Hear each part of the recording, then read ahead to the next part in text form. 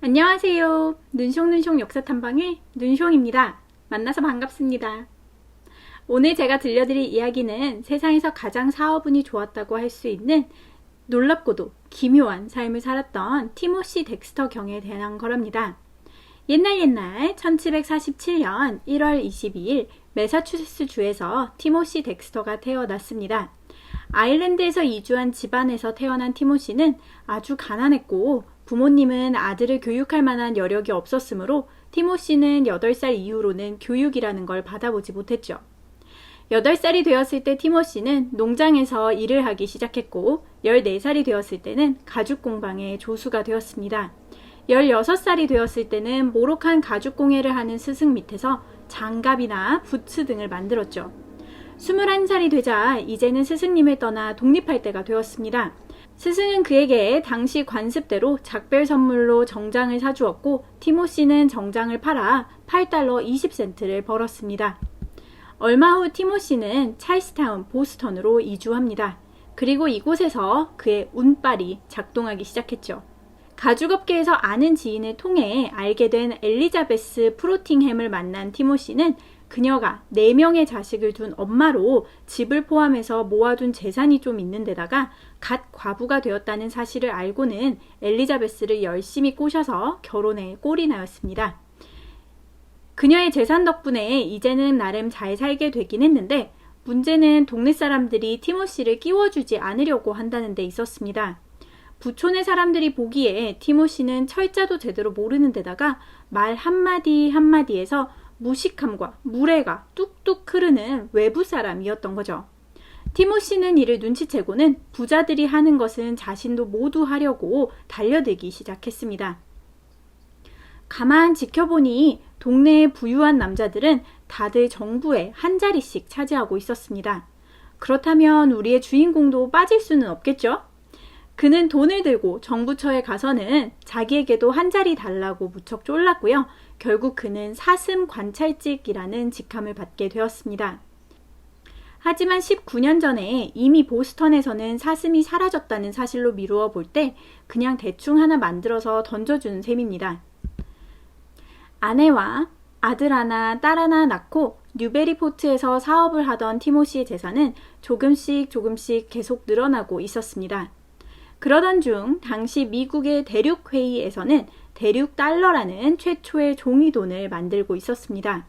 하지만 초창기 화폐였기 때문에 화폐의 가치는 끝없이 오르락 내리락 했고요. 상점 주인들은 종이 쪼가리라며 돈을 받으려 하지 않았죠. 정부에서는 돈을 더 많이 찍어내고 있었기 때문에 점차 돈의 가치는 코 푸는 휴지 수준으로 추락해버렸습니다. 티모시 덱스터는 미래를 추측하고 그런 것인지 아니면 동네 부자들이 정부를 돕기 위해 기부하듯이 새로 나온 화폐를 가득 사들이는 것을 보고 따라한 것인지는 알 수 없지만 좀 많이 극단적으로 자신이 모아둔 전 재산과 아내의 모든 재산을 탈탈 털어서 새로 나온 화폐를 어마어마한 양으로 사들였습니다. 설령 미래에는 가치가 올라가지 않을까? 라고 생각해서 산 것이라고 하더라도 굉장히 무모한 짓이었죠. 그런데 1790년 신정부가 수립되어 대륙회의가 해체된 후 알렉산더 해밀턴이 국가의 신뢰도를 높이기 위해 돈에 쓰여있는 가치에 따라 제대로 보상해야 한다고 주장하였고 그 제안이 받아들여졌습니다. 그렇게 우리의 주인공이 티모시 덱스터는 하룻밤 사이에 어마어마한 갑부가 되었죠. 이게 바로 존버인 셈이네요. 그리고 이때부터 티모시 덱스터의 요상하고 기묘한 이야기가 시작됩니다. 그렇잖아도 티모시 덱스터가 꼴보기 싫었는데 그가 아주 부유해지자 이웃들은 그를 더더욱 꼴보기 싫어했습니다. 그런 와중에 티모시가 국제적인 사업을 하고자 배를 여러 척 구매하자 온갖 나쁜 사업 아이디어들을 제안하기 시작했죠. 그 말을 들은 티모시 덱스터는 일단 열대해양성 기후의 서인도 제도에 당시 추운 날 밤을 견디기 위해 주로 쓰던 워밍팬을 잔뜩 실어서 팔라고 보냈습니다. 추운 나라에서야 잘 팔리겠지만 저걸 서인도 제도에서 사는 사람이 있을 리가 없겠죠. 서인도 제도에 도착한 티모시 덱스터는 놀랍게도 여기서는 이게 필요 없다는 것을 깨닫게 됩니다. 그래서 발을 따숩게 해주는 도구라고 선전하는 대신에 설탕과 당미를 만드는 농장의 커다란 국자라고 선전하였습니다. 마침 식품을 풀 커다란 도구가 필요했던 농장주들은 너도 나도 할 것 없이 잔뜩 사갔고 결국 티모시 덱스터는 가져간 42,000여 개의 제품을 완판하고 돌아옵니다. 그 뒤로는 길고양이를 모아서 캐리비안에 팔았는데 마침 쥐가 들끓고 있어서 쥐 퇴치용으로 길고양이가 날개 돋친 듯이 팔려나가는가 하면 오세아니아 동쪽 해역에 있는 폴리네시아 지역에 장갑을 잔뜩 들고 가서 팔려고 시도를 합니다. 폴리네시아 지역에서 장갑이 팔릴 것 같진 않지만 때마침 중국으로 건너가야 했던 포르투갈 상인들이 모두 사들인 덕분에 수익을 내기도 했습니다. 남아도는 고래뼈 340톤을 모두 다 사들였는데 얼마 후에 고래뼈를 사용한 코르셋이 대히트를 치면서 고래뼈를 갖고 있는 사람이 티모시 덱스터 뿐이라서 또 한 번 승승장구하기도 했죠. 영국에서는 뉴캐슬 지역이 석탄을 생산하는 곳이었기 때문에 쓸데없는 짓을 한다라는 뜻으로 뉴캐슬의 석탄 팔기라는 속담을 쓰고는 했습니다. 그 말을 들은 티모시는 그게 속담이라고는 생각하지 못하고 뉴캐슬에 정말로 석탄을 팔러 보냈습니다. 그런데 또 운이 무지하게 좋아서 때마침 뉴캐슬의 광부들이 파업 중이었기 때문에 그 덕에 덱스터의 석탄은 프리미엄 가격으로 팔려나가게 되었죠. 이렇게 말도 안 되게 사업이 잘 되자 티모시는 미국 동부 지역의 최고 유명 인사가 되었습니다. 본인 스스로도 자신이 사업에 대한 감이 좋은 것 같다며 감탄했으니 운 좋은 건 본인도 잘 알고 있었던 모양입니다. 하지만 그렇다고 티모시 덱스터가 그냥 운 좋고 순수한 선한 사람이었느냐 하면 그런 것은 아니어서 자기 물건을 팔기 위해 순진한 사람들을 속이는 짓도 얼마든지 하고는 했습니다. 서인도 제도의 사람들에게 물건을 파는 일이 쉽다고 느꼈는지 한 번은 성경책을 왕창 가지고 가서는 한 가정당 성경책을 한 권씩 사지 않으면 하나님이 노하셔서 전부 다 지옥에 갈 것이라고 겁을 줬고 어마어마한 양의 성경책을 팔아 넘겼습니다. 이제 부는 있을 만큼 있고 유명세도 얻었으니 이제는 명예를 갈구한 그는 귀족이 되고 싶어 했습니다. 하지만 미국에서 귀족이 되기란 쉽지 않았죠. 그래서 그는 어느 날 트레이시 하우스라는 대저택을 구입한 뒤 갑자기 스스로를 티모시 덱스터 경이라고 부르라 하였습니다. 여러모로 티모시 덱스터는 좋은 쪽으로나 나쁜 쪽으로나 아주 독특한 사람이었습니다. 아내의 잔소리가 듣기 싫다며 아내를 유령이라고 부르고 없는 사람 취급하는가 하면 여자들을 희롱하여 남편들에게 흠씬 두들겨 맞기도 했죠. 왕들을 흉내내며 자기만의 시인을 고용하기도 하고 유럽의 귀족들을 흉내내어 그림들을 잔뜩 사들이는가 하면 동네 부자들을 따라 서재 한가득 읽지도 않을 고급스러운 책들을 채워넣기도 했습니다. 어느 날은 집을 꾸미겠다며 미국 역사에 나오는 유명인들의 목상을 왕창 만들어 집에 잔뜩 세우고는 자신의 목상을 가장 크게 만들어 중앙에 세워둔 뒤 나는 동방의 첫째요 서방의 첫째이며 서쪽 최고의 철학자이니라 라고 적어 두었습니다. 목상을 색칠하고 밑에 설명을 쓰는 화가를 고용해 두고는 화가가 역사적으로는 올바르지만 자기 마음에 들지 않는 설명을 적자 수정하라고 화를 내기도 했습니다. 역사 정신이 투철했던 화가가 거절하자 화가에게 총질을 해대어 화가가 겁에 질려서 시키는 대로 수정을 하게 만들기도 했죠.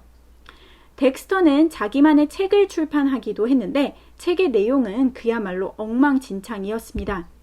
자기 머릿속에 들어온 생각을 엉터리 철자로 적은 책이라 읽으려면 한 줄 한 줄 암호 해독하듯 해야 하는 책인데다가 느낌표, 물음표, 쉼표, 마침표 등의 부호는 책의 맨 마지막 페이지에 몰아두었습니다. 독자가 알아서 원하는 곳에 끼워 넣으라면서 말이죠. 어느 날 보스턴에 들린 티모시 덱스터는 프랑스의 왕인 루이 16세가 프랑스 혁명으로 인해 사망하였음을 알게 되었습니다. 그 소식을 듣고 서둘러 동네로 돌아온 그는 교회의 관리인에게 뇌물을 쥐어주고는 교회에 종을 울리도록 시켰습니다. 갑자기 종이 울리자 놀란 마을 사람들이 모여들었고 의기양양해진 티모시는 자신이 알아낸 소식을 무척 슬프게 전했죠. 사람들은 소식에 놀라 다들 떠들었고요.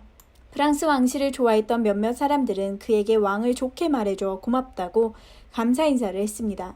덱스터가 그들에게 자신의 집으로 와서 음료를 한 잔씩 하자고 제안하자 그들은 거절했지만 대신 떠나가며 왕에게 하듯이 덱스터 만세를 몇 번 읽고 큰 소리로 외쳤습니다.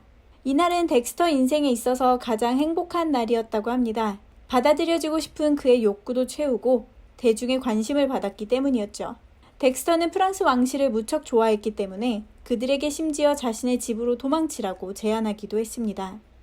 그들이 도착할 때를 대비해서 필요한 물품을 준비해 놓기도 했죠. 티모시 덱스터가 한 일 중 가장 유명한 것은 바로 자기 장례식을 치른 일이었습니다. 자고로 정승댁 개가 죽으면 조문객이 문전성시를 이루지만 정승이 죽으면 아무도 안 온다고 했으니 부유층 사이에서 무시당하는 자기가 죽으면 몇이나 올지 궁금했던 그는 가족들에게 뇌물을 줘가며 장례식을 치러 보았습니다. 당시 사람들은 정말로 그가 죽었다고 생각해 많은 이들이 참석했습니다.